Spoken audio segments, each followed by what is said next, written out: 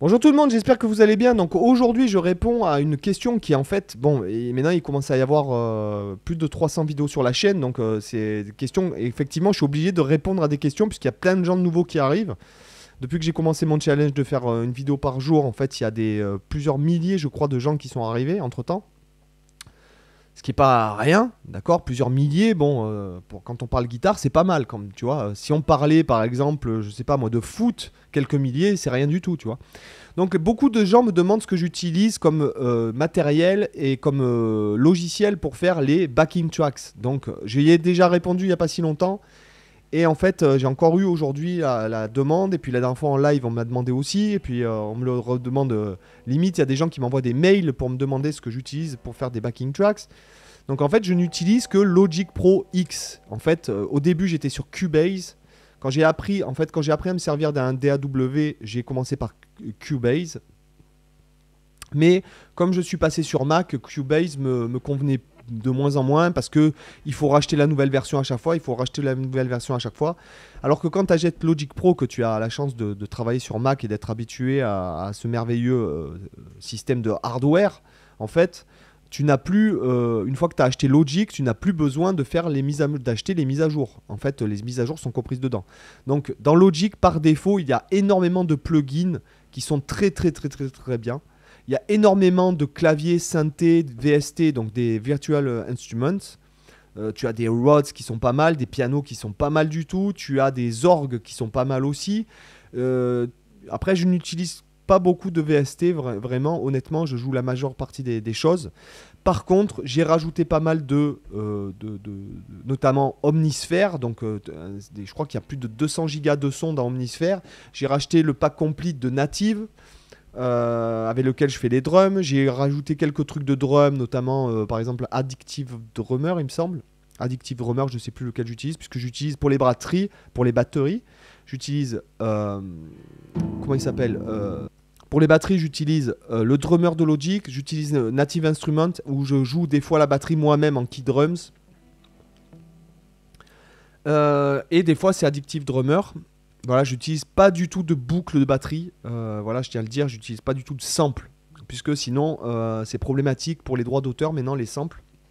Voilà, quand vous avez 10 000 personnes qui ont utilisé exactement le même sample, ça crée vraiment, vraiment, ça crée un peu le bordel dans les Content ID, ce qu'on appelle les identificateurs de contenu. Les synthés, j'ai rajouté Omnisphere, j'ai rajouté Avanger, bon, et le pack complete, donc de Native Instruments. Je crois que j'ai le pack complete le 12, il me semble, ou le 11 ou le 12, je sais plus. Je crois que c'est le 12. Voilà. Et après, pour ce qui est du mixage, je mixe à 100% avec les plugins de Logic. Et j'ai appris à mixer avec les plugins de Logic. Donc, les compresseurs, les reverbs, les delays. Qu'est-ce que j'utilise encore? J'utilise pas grand chose d'autre, hein, en fait en mixage, voilà. Et les equalizers, pardon. C'est le principal. Les equalizers, j'utilise les equalizers de Logic que je trouve bien. Il y a beaucoup de plugins qui sont très bien, les waves, les trucs comme ça. Moi, je n'utilise que ceux de Logic parce que je suis habitué à ceux-là. Et ça me donne déjà un truc. Je ne suis pas un G-son. Si vous voulez, moi, je mixe et je masterise comme je joue au tennis, quoi, tu vois. Voilà, je joue au tennis le week-end, des fois. Et je masterise et je ne suis pas un ingé son, c'est pas mon travail. Donc moi j'utilise par défaut et c'est avec ça que j'ai appris. Il m'est arrivé d'acheter des formations sur Logic Pro. Je vous invite à aller voir les formations de Vincent du musicien.fr. Je crois que c'est le musicien.fr. Il a aussi une chaîne YouTube. C'est Vincent. Alors je me souviens plus de son nom de famille, mais en tout cas voilà, allez voir ce qu'il fait puisque j'ai acheté une formation chez lui qui m'a beaucoup aidé, notamment pour l'équalisation. Et après, c'est tout. Ah si, j'ai acheté le dernier Ozone. Alors je les ai tous achetés. Ça par contre, voilà, ça coûte pas si cher, mais bon. Là, je suis sur Ozone 9 pour faire un mastering automatique. Et Logic a mis à jour Logic il y a pas longtemps. Apple a mis Logic il y a pas longtemps. Et Logic maintenant propose un mastering aussi automatique, ce qui peut être déjà pas mal pour débuter. Voilà. Sinon, après, je n'utilise les guitares. Les guitares, en fait, je ne les joue pas. Voilà, voilà, bien sûr, les guitares, je joue les guitares. Je joue les claviers. Je joue des fois les percus. Je fais une prise de son. J'ai des percus. Des fois, c'est moi qui les joue. Voilà, quand j'ai besoin d'un groove un peu spécial. Les guitares acoustiques, je fais avec une prise de son normale. Je ne branche pas dans la carte son si vous voulez. Les guitares acoustiques, je les fais toujours avec un micro. Je vous l'ai montré la dernière fois. C'est celui-là. C'est un Rode NT3 qui est bien, qui est pas mal, voilà. Pour les prises voix, quand je dois faire du chant, je prends ce micro là qui est très très bien, qui manque de patates, je trouve, clairement. Mais là par exemple, quand je parle, mais quand je chante, il est beaucoup plus puissant. Je suis des fois même obligé de baisser le gain, alors que là, le gain quand je parle, il est au maximum.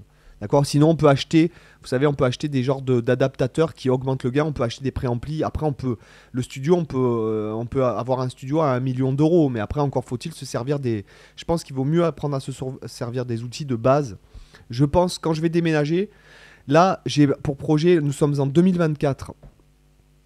Si jamais vous voyez cette vidéo dans quelques années, vous allez sûrement remarquer que j'ai changé d'endroit. Je cherche à changer d'endroit où vivre et de créer vraiment un studio donc où il y aura des préamplis, il y aura de quoi faire vraiment de la musique, ce sera insonorisé, etc. Pour le matériel, j'utilise une carte son premier prix, une Focusrite. J'avais une carte son qui était beaucoup plus chère, mais en fait elle était beaucoup moins bien que celle-là. Ouais. Mais après je vais passer pareil, je vais passer sur les Apollo mais à 16 entrées. Quand je vais changer D'abord je veux déménager. Et les basses, la basse, c'est moi qui l'a fait. Et ma basse est complètement pourrie. Elle est vraiment pourrie. J'ai un petit préampli de basse avant de rentrer dans le. J'ai un préampli basse de la marque Eden. Voilà. Et ma basse est pourrie. Il faut d'ailleurs, je procrastine. Ça fait des mois et des mois que je veux en acheter une. Et ouais, en fait, il suffirait que j'aille sur un site bavarois bien connu pour m'en commander une, mais quand même, je voulais un peu essayer. Voilà, mais ma basse est pourrie. Voilà. Et après, sinon, c'est rien du tout. Voilà. Il n'y a pas de. Voilà, j'utilise rien d'autre pour faire les backing tracks. Il n'y a pas de logiciel de l'autre monde ou de plugin de l'autre monde. J'utilise à 80%, donc peut-être à même plus, 90% tout ce qu'il y a à l'intérieur de Logic. D'ailleurs, je vous invite à prendre Logic parce que c'est très simple, ça bug pas, c'est stable, les plugins et les synthés par défaut, les VST sont bien, voilà. Qu'est-ce que j'avais acheté comme autre synthé? Je crois que j'avais acheté un peu des Rhodes et des trucs quand il y avait des promos Black Friday, mais voilà. Pour la guitare, j'utilise actuellement une tête là, mais j'ai pas mal de setup. J'ai un Axe FX3 qui est couplé avec un Triaxis pour la préamplification pour avoir un peu du son de lampe. Donc j'ai une tête Bogner, voilà, une tête Bogner avec un Captor X de la marque TuneNote, des pédales. Vous voyez, il y a pas mal de pédales. Par contre, ici, il y a des pédales dans la boucle d'effet, il y a des pédales en direct. Tout dépend de ce que je recherche, tout dépend du matériel que j'utilise. Et quand je suis en déplacement, j'ai plusieurs trucs. J'ai un FM3 qui m'a été donné qui m'a été offert par Fractal Audio carrément pour que je fasse une vidéo avec. Je l'ai jamais faite. Ils m'ont jamais demandé et moi j'ai complètement zappé après. Et j'ai aussi un Helix comme ça, mais je suis pas trop fan, mais ça peut aider. Sinon j'ai des plugins, comment ils s'appellent là, Neural DSP. J'ai Cory Wang, Mateo Sasato et Pliny, voilà. Et quand je pars en voyage, que j'ai besoin de prendre de me déplacer, et j'ai une petite carte son, j'ai une Focusrite, mais petite, voilà, rien de plus. J'espère que ça t'a intéressé. Je te mets pas des incrustations d'écran, etc. J'espère que sinon tu peux noter, tu vois, le papier, le stylo, ça peut être pas mal, même dans les vidéos. Et puis je te dis à demain pour une autre vidéo. Bye bye, ciao.